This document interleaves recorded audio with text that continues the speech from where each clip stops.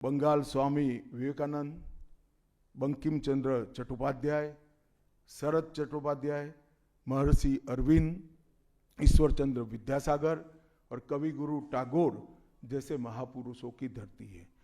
यहीं धरती पर नेताजी सुभाष चंद्र बोस, अमर शहीद खुदीराम बोस, वाघा जतीन, रविंद्रनाथ सन्याल, रास बिहारी बोस, मास्टर सुरेश सेन, प्रफुल्ल चाकी, वीणा दास, कल्पना दत्त, ये सभी ने देश की आज़ादी के लिए आह्लेख जगाया था।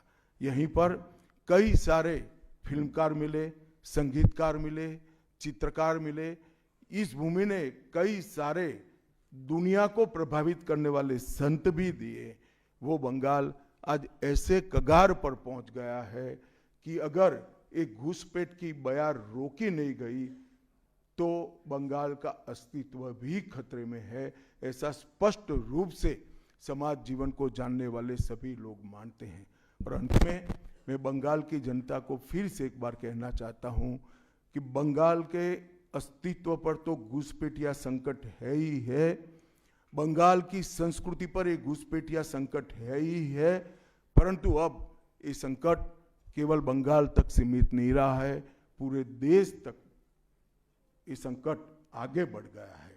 मेरा आप सभी से करबद्ध निवेदन है, आपने लंबे समय तक कांग्रेस को मौका दिया, 34 साल तक कम्युनिस्ट पार्टी को मौका दिया, 15 साल तक ममता बनर्जी को मौका दिया। इनका ट्रैक रिकॉर्ड नीचे नीचे नीचे गिराने का है, अब इससे नीचे कोई जगह नहीं बची है।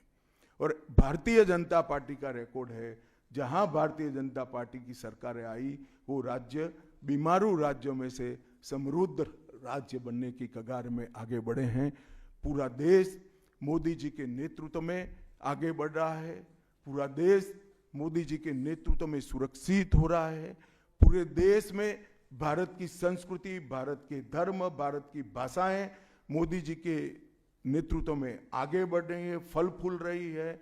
बंगाल की जनता को मैं विनती करता हूं कि मोदी जी के नेतृत्व में पूर्ण बहुमत की, प्रचंड बहुमत की एक भारतीय जनता पार्टी की सरकार बनाइए। हम कवि गुरु की कल्पना का, विवेकानंद की कल्पना का, बंकिम बाबू की कल्पना का बंगाल बनाएंगे, सोनार बांग्ला बनाएंगे और निश्चित रूप से काम